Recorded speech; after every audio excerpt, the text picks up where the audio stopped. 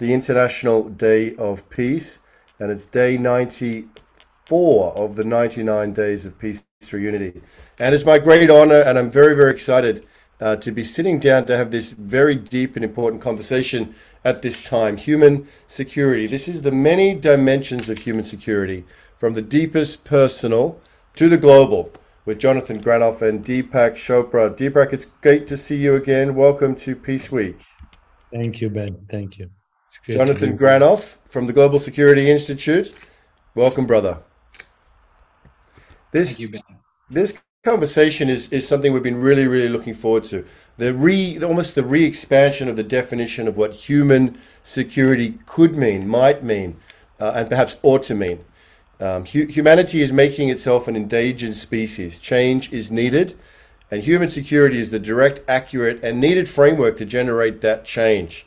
So in this discussion, Deepak Chopra, MD, of course, the iconic individual, founder of the Chopra Foundation, a non-profit for research on well-being and humanitarianism, and Chopra Global, a whole health company at the intersection of science and spirituality, a world-renowned pioneer in integrative medicine and personal transformation. Deepak is one of those individuals that really needs not much introduction. Jonathan Granoff, President of the Global Security Institute, Representative to the United Nations of the World Summits of Nobel, Senior Advisor Committee on National Security, American Bar Association International Law Section, Fellow and Trustee of the World Academy of Arts and Sciences. And there's a lot more to Jonathan's bio, but just in the interest of getting into this juicy conversation, Jonathan, let's open it up. Human security, the many dimensions of human security, from the deepest personal to the global. How would you like to frame this conversation today, Jonathan? Well, presently, we're the first generation that has to decide whether we'll be the last generation. And presently, the way in which we're heating our homes and moving our bodies is causing the regenerative processes of the planet to be at risk. And the way in which we're defining how to protect the institutions that we've created to protect us, states, is such that the more we perfect the weaponry designed to protect us, the less security we're obtaining. So on the two of the core dimensions of how we obtain collective security, we're acting in a way that I've seen Deepak explain is utterly insane. The more efficient we become in our economic development, the less security we're going to have, and the more we spend on the weaponry that we have, the less security we're going to have. Since 2000, the world has spent over $32 trillion in military approaches to security. And there are wars in Ethiopia. There's, of course, the war in Ukraine. And all of this is based on an idea that security is centered around the security of the state, not human beings, not how we live, not how we eat, not how our communities are. But then there's a dimension of security that all of us have. I mean, since human beings have walked and become conscious of their own condition, we as a species uniquely understand our mortality in a very unique way. We unlike other species, we can live with the anticipation and fear of our own individual demise. So I wanted to go right off to at the micro level of security, and then we'll talk about the macro level, all the way to the macro level of security. And we have a situation in which our institutions are putting us at risk, but everybody, every human being has to contend with the personal security that is challenged by the phenomena of mortality. And Deepak, I know you have been studying and reflecting on the human condition, on the psychological pursuit of peace and security for many years, and gone deep into yourself to find what is it that does and what is it that doesn't. And I wondered if you could share some of your thoughts on the deepest personal security that we can find and the causes of the insecurity. So thanks, Jonathan. Thanks, Ben, for organizing this. Jonathan, I know you worked tirelessly for the last many decades for the cause of security, global security. I know you worked for many years for de-escalation of nuclear weapons and nuclear stockpiles. I know that you have worked with Nobel Peace Laureates. I think you've been nominated for one yourself. And so, first of all, I applaud you for your work. My work is in a different direction. And since you mentioned the psychological dimensions, I want to make it very clear that there is no psychological or mental solution for security. The mind, by its very nature, is insecure. So when we say psychological, emotional, mental, I think there's no such thing. The peace of mind is an oxymoron because the mind is never at peace. It vacillates between pleasure and pain, grasping and detachment, joy and suffering, fear of birth and death, all kinds of things. So I have given up on the mental solutions. Actually, I've given up on the political and institutional solutions. I think the only way to security is actually waking up from false constructs of identity. So I've gone back to my roots, which are in the wisdom tradition of Vedanta, Kashmir Shaivism, and yoga. So if you give me a little bit of time, I can tell you that security and peace and joy and freedom from the fear of death can only come if we go beyond all human constructs which have recycled as the conditioned mind. We are products of social conditioning going back to the dawn of history, to the cognitive revolution that occurred 40,000 years ago, when there were 8 different kinds of human species, Neanderthals, Floresiensis, etc., and one of us, the human family that we call Homo sapiens. The word Homo sapiens means the wise ones, so we were humble enough to give ourselves that name, and we gave names to the other members of the human family, different species. A species only mates amongst itself, but is part of a larger family, like cats and lions and tigers and panthers and cheetahs are all the cat family, but they're different species. So up until 40,000 years ago, we are told that there were 8 different kinds of humans, and they all had a primitive language, and language was for food calls, mating calls, and danger calls. And then one species, us, we created a language for telling stories, and the rest is history. The other species were exterminated because stories started to create the human universe, I would say. The first stories were gossip, and then money and nation states and categories of royalty and slaves and owners and all of that. So these human stories are actually created by the separate or conditioned mind. So in my tradition, the wisdom traditions, is the only solution to permanent security is to go beyond the separate mind. And there are many, many ways to do that. I will only mention 2 ways today. If you give me a little time, I'll mention them in the next 5 minutes, and then you can take over.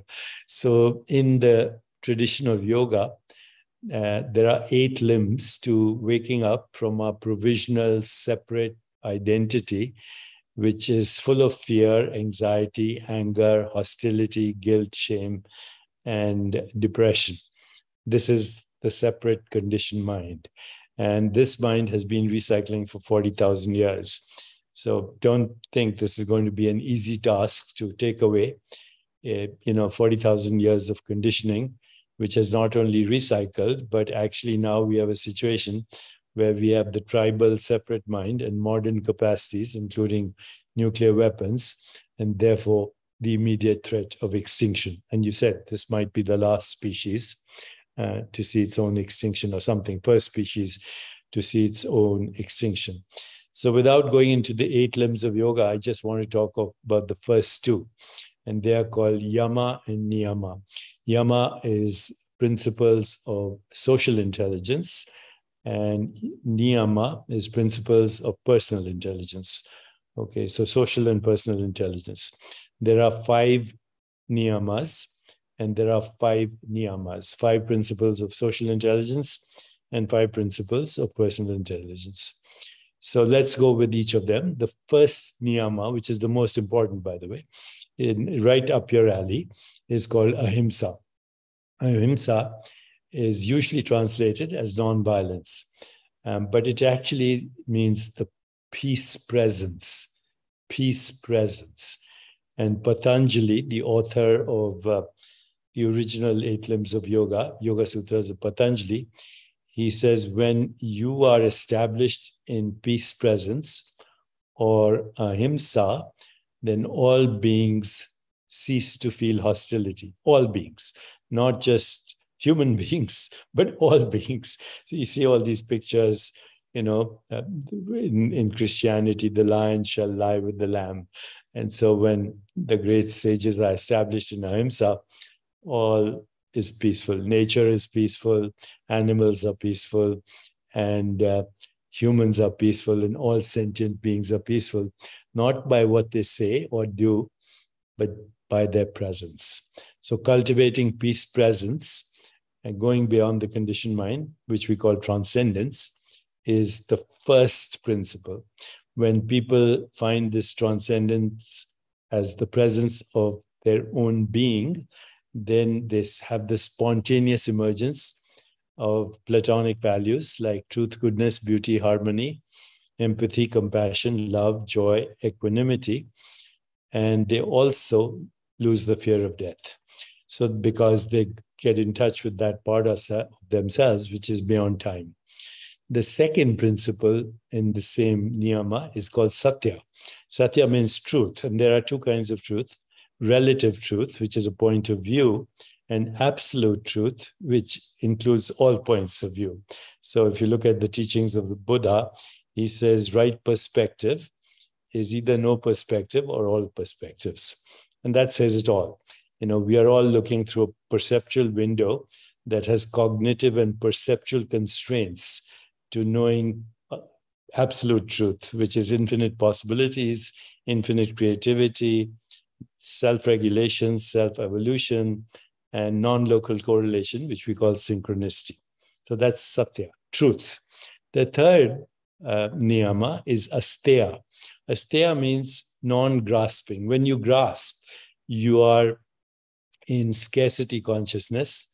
When you don't grasp, you're in abundance consciousness, because you know your true self as infinite, timeless being, and therefore infinite abundance.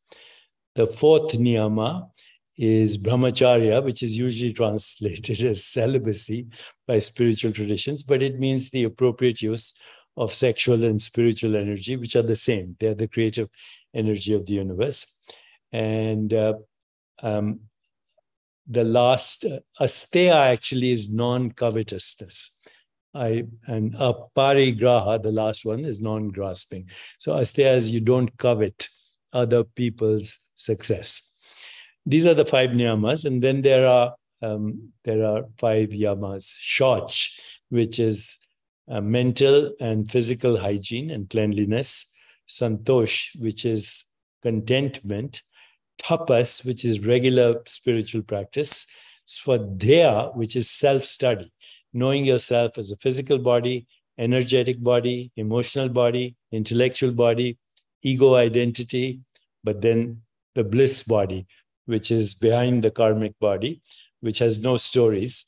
It is radiating bliss and radiating love, which is denied to none and not necessarily focused on. Focused on none, denied to none. Love that radiates like light from the sun. And finally, Ishwar Pranidhana, surrender to mystery, because there's no answer to our existence. The great Indian poet Tagore said that our existence is a perpetual surprise. And I think, if you don't think existence is a surprise, you have to look at a baby full of wonder, full of curiosity, full of joy, full of love, but also full of surprise, peekaboo. And we've lost that innocence. So these are the 10 yamas and niyamas altogether. And I don't have to go into the other techniques for awakening to the true self. But I believe unless there's personal transformation in this direction, there will be no social transformation. And if there's no social transformation, there will be no political or other kind of transformation, because peace can only be created by those who are peaceful, not by peace Nobel laureates. I know a bunch of them, and they have no peace in their own lives. And, they just won the Nobel Peace Prize, but they're frequently not at peace at all. So love can only be shared by those who have received love and given love. Similarly, peace can only be created by those who are peaceful at the level of their existence. Personal transformation, reaching a critical mass, in my view, about 1 billion, which has been my mission all my life at the Chopra Foundation. 1 billion people for personal and social transformation. And if that happens, I think we can avoid the sleepwalking to extinction and move in the direction of a more peaceful, just, sustainable, healthier, and joyful world.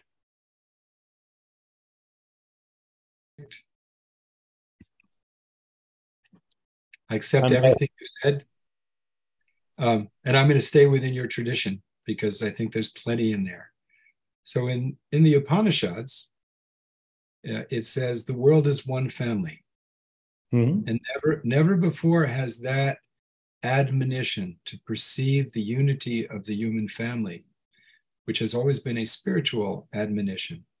There's a great Sufi story of a sort of a wise fool on a train, and the conductor comes over and says, "Nasruddin, give me your ticket." And he starts looking all over for his ticket, and he finally looks in the conductor's pocket, and the conductor says, "Why are you doing this?" He says, "I'm looking for my ticket." Conductor says, "If you don't get your ticket, you're off the train." The conductor says, "Look in your pocket here. That's where people keep their ticket." He looks there and says, "If this is empty, everything is lost." Everything begins with that intention of waking up in the heart. Everything begins with that calling to know the mystery of why am I here? Where did I come from? Where am I going? What is it in me that sees that I can't see? What is it that's in my hand that touches that I can't touch? It doesn't have a form. So I think that one of the great ways of liberation from the fear of losing that which we inevitably will lose, the unreality of being attached to things that we cannot keep, the attachment to constructions that we've made, whether it's the nation, religion, race, gender, as if that, because that will go beyond your personal life. And you identify so fully with that institution that you're willing to give everything up for it, even hurt other people for it, or for an ideology, for an idea, or for things, that we start loving things and using people instead of loving people and using things.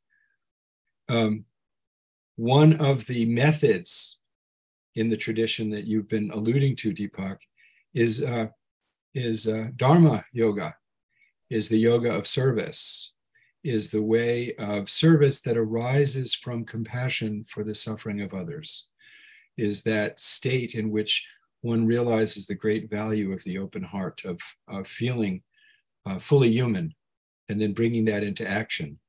But in the Gita, when Krishna is explaining this yoga to the student Arjuna, one of the admonitions is non-attachment to action, to act fully out of love and justice and truth, sat, the aspect of truth, and then letting go and giving the rewards and losses to the divine, to the mystery.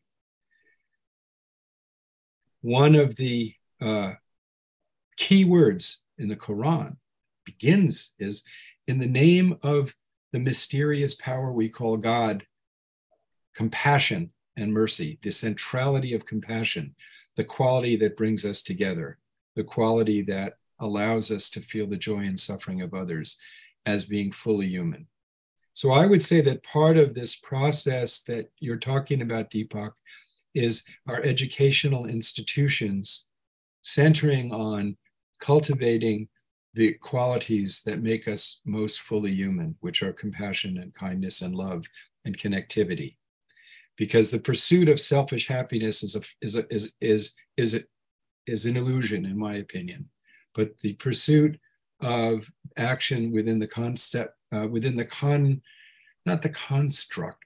energy and the power of compassion liberates.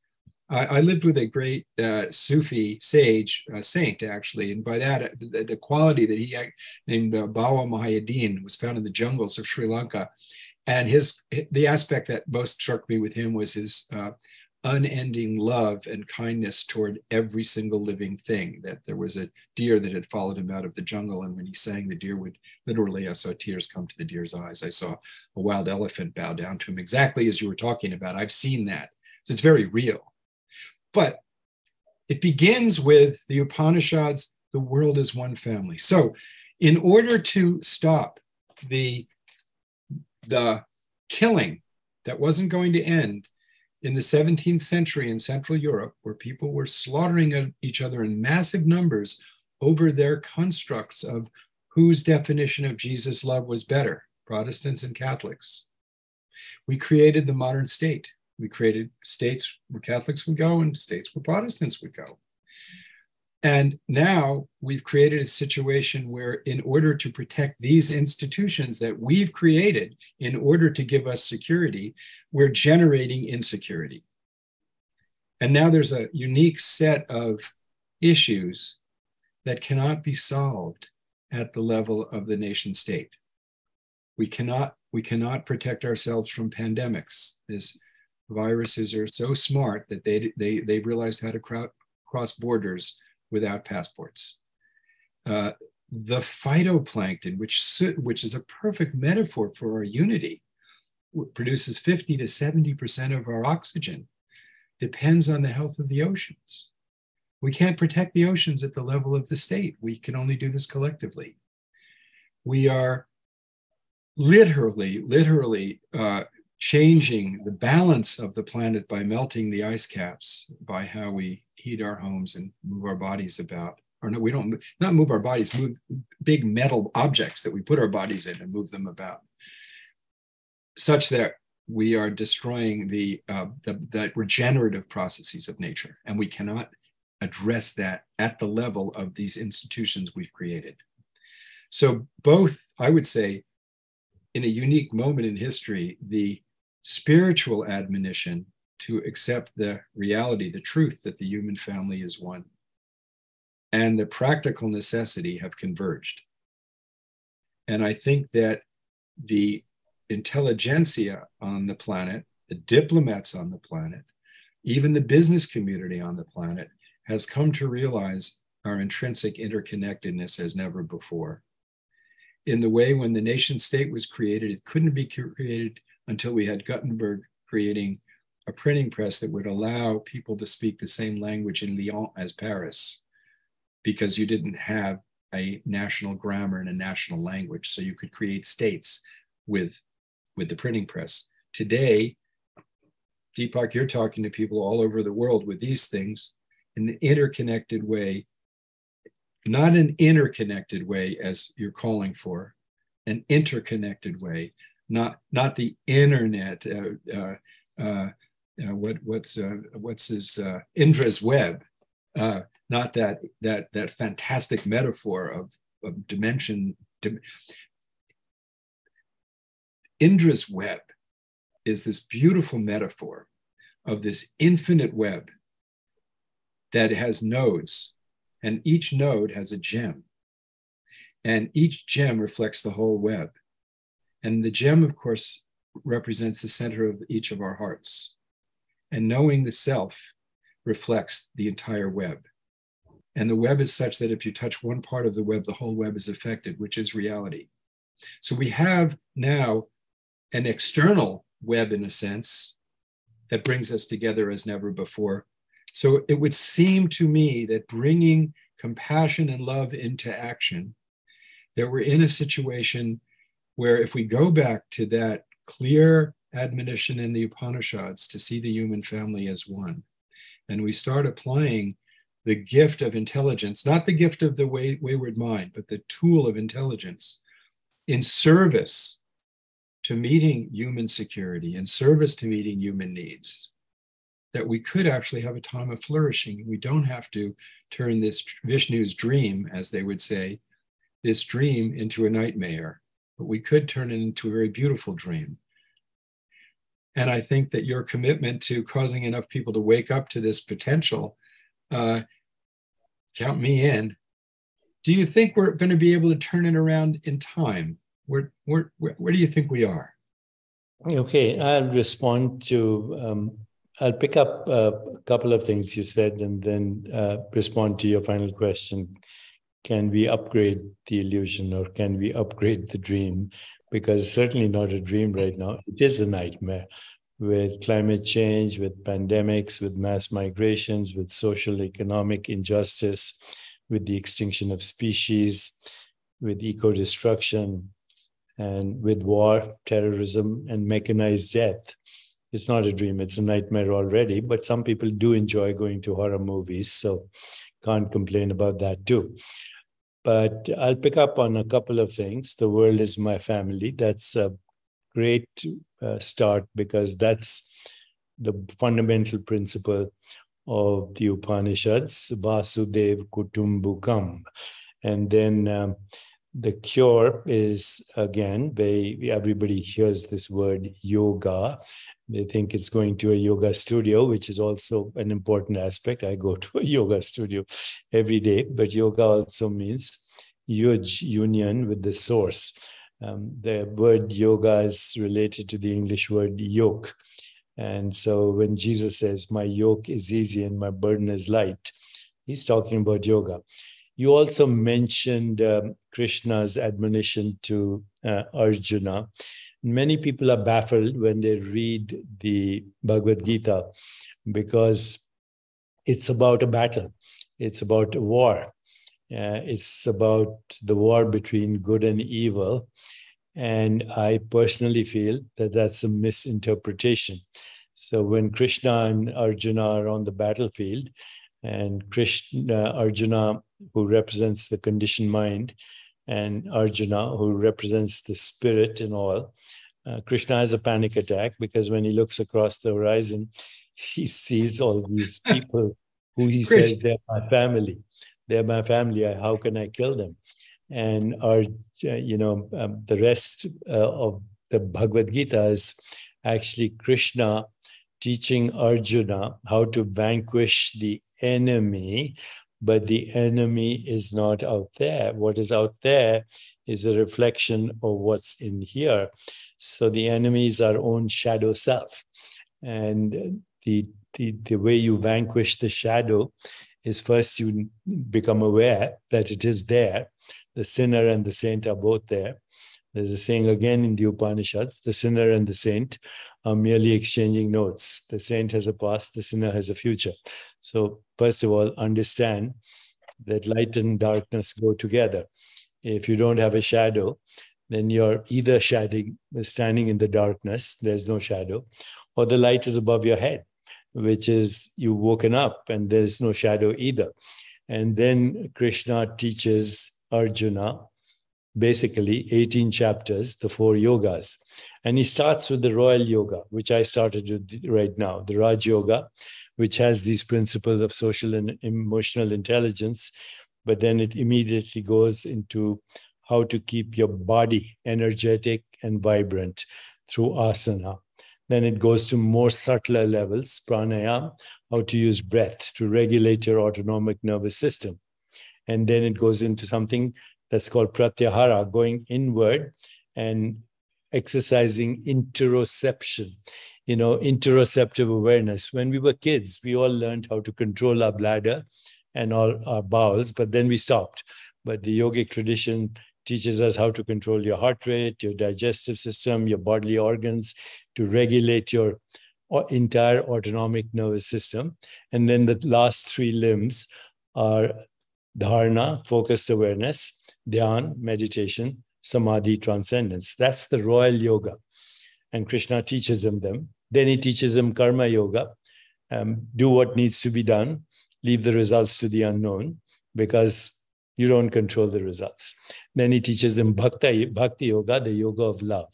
And finally, Gyan yoga, which is the yoga of the intellect, how to use the intellect to go beyond the mistake of the intellect.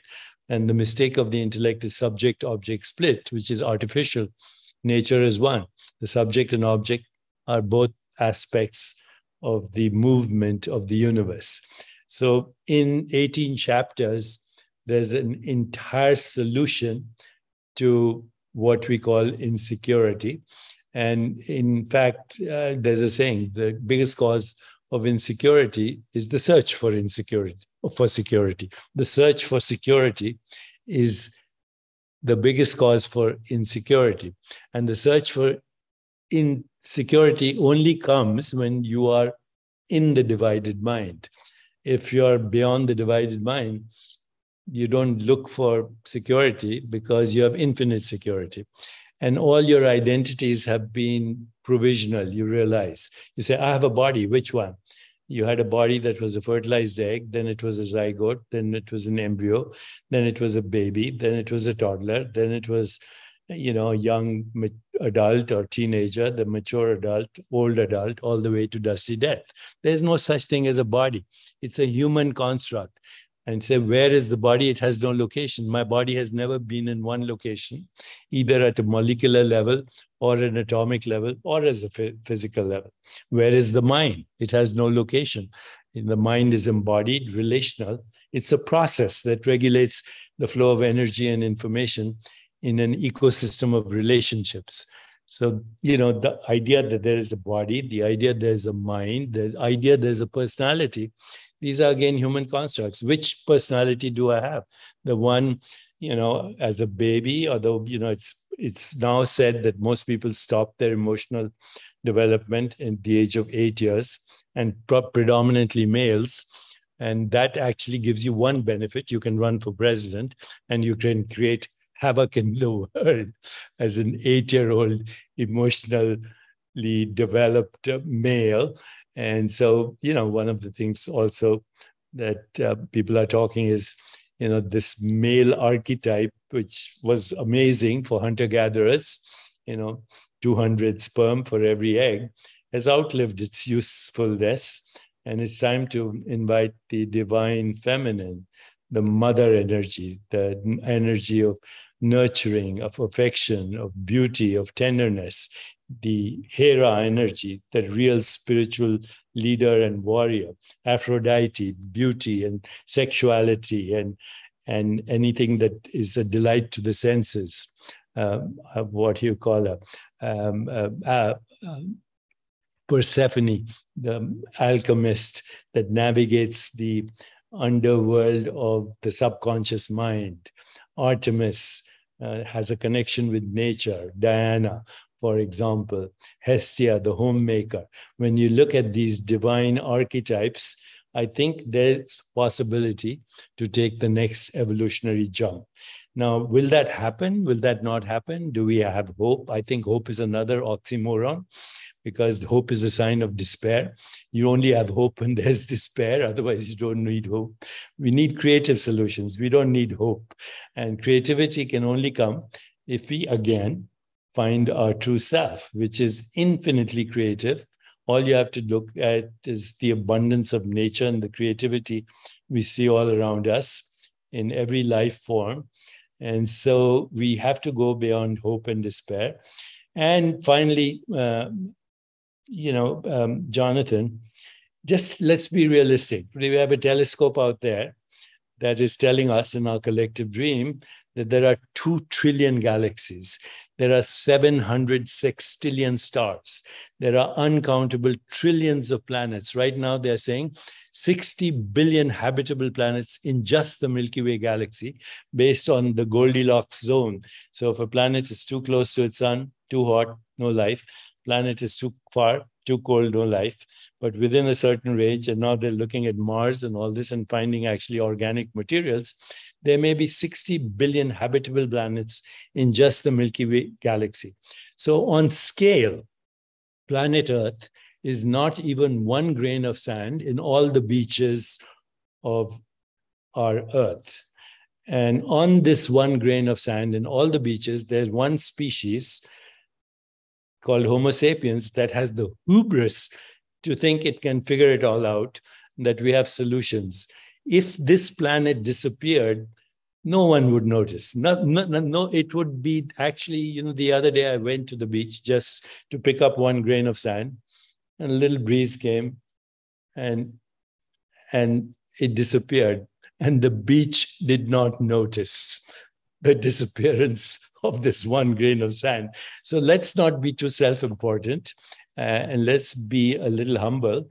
And let's say the only thing we can do is be the change we want to see in the world, which is going back to every wisdom tradition, including our own Mahatma Gandhi and Bishop Tutus and the Sufi teachers that you have known. And so I like your point about a little perspective. I like the fact that if we disappear, the ants will do just fine. But if the ants disappear, if the ants disappeared, life would stop in 5 years. If we disappeared, it would be Garden of Eden. Nature would flourish, life would flourish. Now we create. We are the cancer. We are the cancer.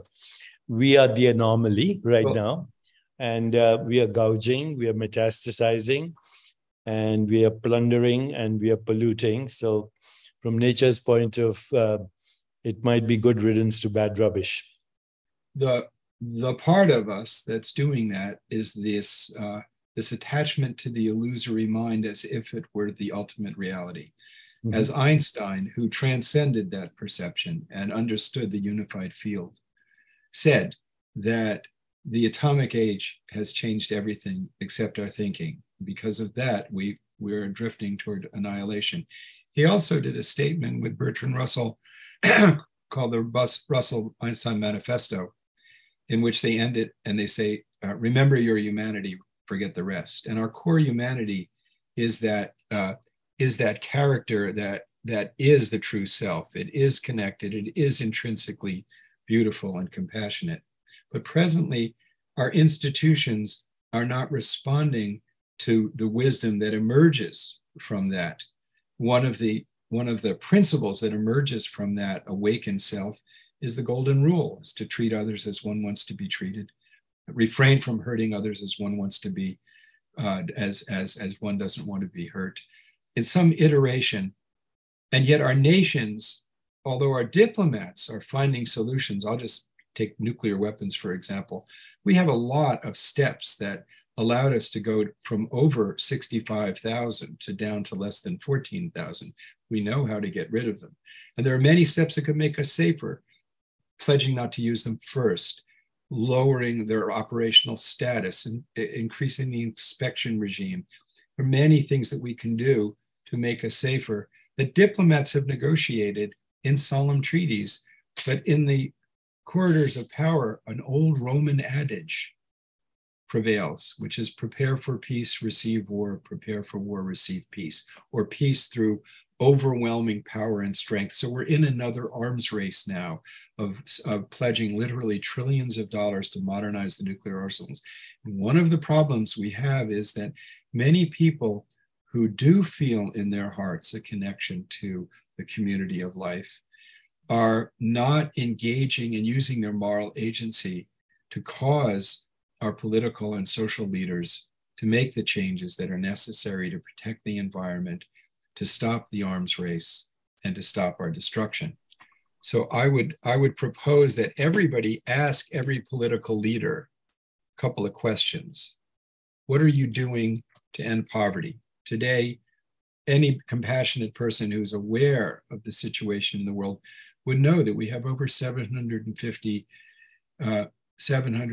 million people living in abject poverty, about 15,000 children dying every day from malnutrition and starvation. Absolutely unnecessary. A pittance of the military budget could take care of that. It's immoral. It's also incredibly disruptive. What are you doing to protect the climate? Because the climate is creating grosser disparities of wealth and desertification, and so many issues are needed to change that. Financial systems, technological application in business is needed to protect the climate. What are you doing to get rid of nuclear weapons, and hazard that hangs over our head every day that we're in collective denial of? And last but not least, I think the personal question that comes down to what you're talking about, Deepak. Am I finding the deepest, purest part of myself, the power of love that gives me this miracle, this wondrous presence of life? Am I finding this and bringing it into action?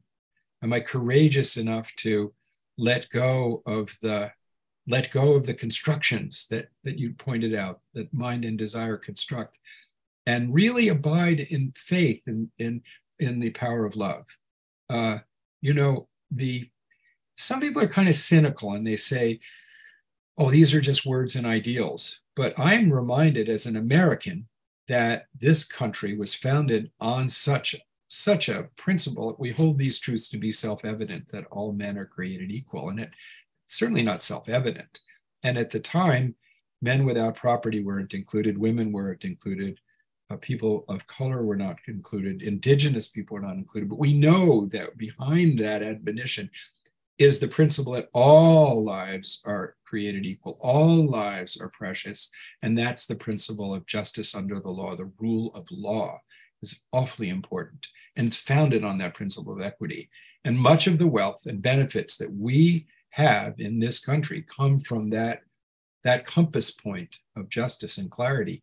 So I think that human security is a similar compass point that says the nations of the world have to work, the institutions that we create, the nations of the world have to work together to guarantee human security as an enabling environment where people can pursue in freedom ahimsa. They can pursue the highest human qualities, because it's very difficult. The difference between having moral agency and no moral agency in a society is radical. And in authoritarian regimes, the moral agency of the individual is taken from them. It's stolen, their freedom. And thus pursuing the deeper self, pursuing creating loving communities and environments is thwarted by the authoritarian regime. So I think that there's a concordance, a harmony between working for human security institutionally and the absolute highest human pursuit of the liberation from the cycle of shame, honor, fear, praise, all of the vicissitudes, emotional vicissitudes, and highlighting the purpose of education. The purpose of our institutions is the blossoming of that mysterious, infinite light of the soul, whatever, it doesn't have a name, that secret on the other side of the power of compassion, that secret that gives a peace that surpasseth understanding, that secret that is known as the sir, the secret. It's not a secret because you can't say it. It's a secret because unless someone has touched that part of their heart, they don't know what you're talking about. But I agree with you, Deepak. If enough of us can come back to source, can come back to our core humanity, and then have the courage to bring that heart into the hand, that we could create a blossoming, not only of ourselves, but of the entire web of life, which is now threatened. Are you finding resonance to the message? And I like that you put it in, for some people in the West, they need to hear it from another culture. It's in the West. It's in the story of Socrates saying, give me the hemlock. The rule of law has been misapplied to me, but it's important for the community. I know where I'm going. His disciples say, Socrates, we made your way of liberation, your way of freedom. And he says, no, I've seen the other side. I know that my soul is immortal. I have no fear. I'll be part of the virtuous whole that I've been talking about. If I escape, it'll be denying the truth that I found. He says, he's very calmly, because he wants to keep the institution of the rule of law that is so important for social stability for others. So it's in the West. people in the West need to hear it from another culture. And I know also you're from India. And how much have you gained from learning the scientific model and seeing its mystery and limitations? Are we headed toward that harmony of the inner and the outer? So, Jonathan, there is right now a solution to every problem that we have. Okay, so let's start with climate change. And we know that if we protect marshlands, they buffer storms, they restore marine life and the marine ecosystem. And under the soil, there's something called the planetary microbiome, which houses the genetic information for all species on this planet. If you go 1 teaspoon under the Amazon or any rainforest, you have more genetic diversity than the entire surface of the planet. That's the source of life on this planet. Our biology, which we call our biological organism, but the biosphere, which we call the environment. The problem is the languaging here. Western language says me and the environment. Eastern language says this air is my breath. These rivers and oceans are my circulation. The earth is recycling as my body. The stars gave me atoms that are in my body right now. So I have a personal body, I have a universal body. They're both equally mine. That's an emotional spiritual shift. Once you have the emotional spiritual shift, which is truth instead of the divided mind, the technologies are there. Marshlands, protecting individual indigenous rights for people who own lands, the indigenous people, distributed energy systems, mass transportation with clean energy. It's all there for climate change. The techniques for conflict resolution are well understood. The techniques for social injustice and economic injustice, removing that is just stop electing gangsters as your leaders. But it's not just despots, but even democracies are in danger right now of Nazi type of thinking because it's all follow the money. So, we have solutions to climate change. Mass migrations also are a result of economic and social injustice. As you said, you can cut up the land artificially. You can even cut up the rivers artificially. You can't cut up the air, and even the other stuff you can't cut up. We just do it artificially. And I walk the New York streets of New York. If somebody is smoking 20 feet away, I can inhale his breath. The pollution in his body is entering the pollution in my body. So you can't control these pandemics. They're all connected. Social injustice, economic injustice, climate change, mass pandemics, new mutations, all one phenomena. And that one phenomena is the illusion of a socially induced hallucination that is called the separate mind. So once you go beyond that, then the practical solutions that you mentioned, the political solutions, are there. But they're not going to happen unless we have this internal shift. And unless we have this dialogue that expands this conversation. You mentioned the global internet. It's the global brain right now. So right now, everybody who's participating in this conversation, their neural networks are intertwined. We have a global brain. We just call it the internet. And it's a dysfunctional global brain because everything divine and diabolical is right there in the global brain. And now we have to rewire that brain, and we can't do it unless we are the change we see in the world and unless there's a critical mass. And there's no other solution. I was up in the Arctic on an expedition a few years ago, and I saw hunks of ice the size of office buildings in New York crashing.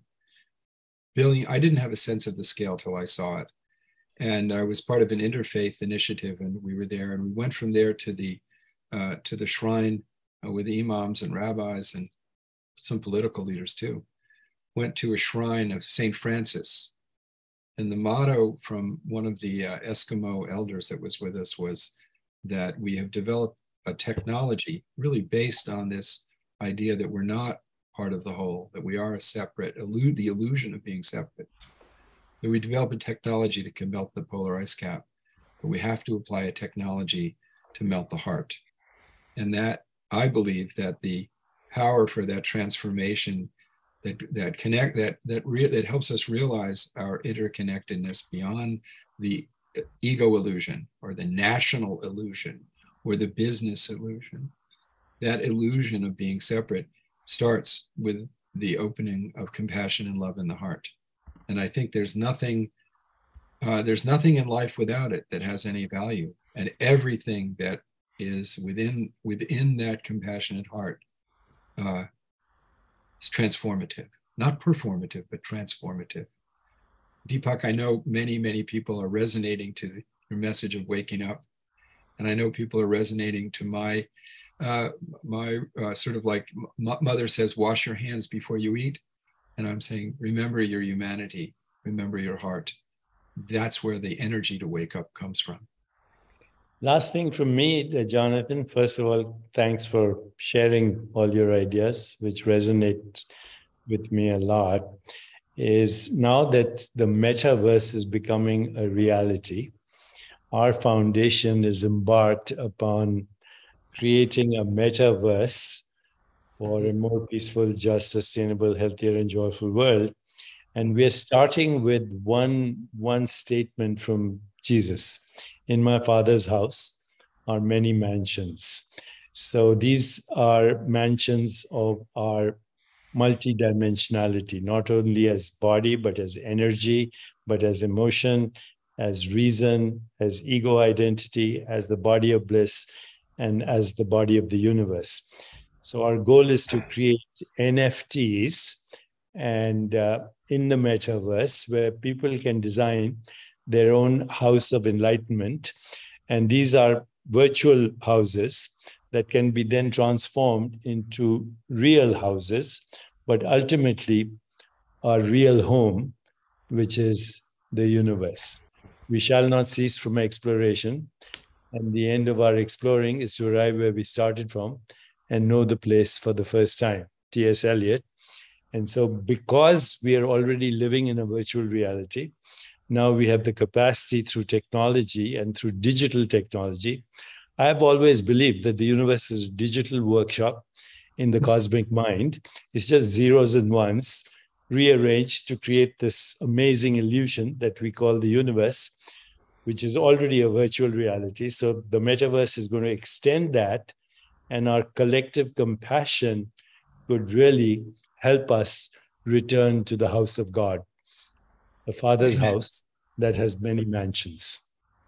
Ben, I just want to say one last thing about, so the World Academy of Arts and Science and the Global Security Institute are committed to working in support of the United Nations mainstreaming of the concept of human security. In the way 40 years ago, when we talked about addressing gross disparities of wealth, we didn't have the adjective of sustainability, but now whenever we talk about economic growth, there's the adjective of sustainability. Now, there's lots of hypocrisy in it, but there's a lot of real energy of the uses of technology and the science of how we can have a sustainable future, how we can develop the quality of life and not impair the natural world. And Deepak pointed out a few of them.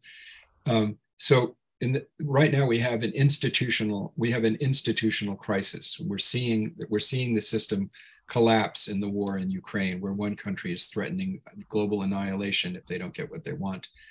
And it's a time of enormous change, and ideas matter. And the idea founded on the principle of the unity of the human family and the fact that science and technology now have a reach, not just for this generation, but into the future, compels us to have a new framework that's not just, doesn't deny the value of the nation state or deny the value of the city and the county, but says there's another, like a meta dimension called the human dimension that's based on human security. So I hope we can all join together to focus on this new way of looking at things, because that will help us mainstream remembering our humanity and letting go of the rest. Wonderful, wonderful.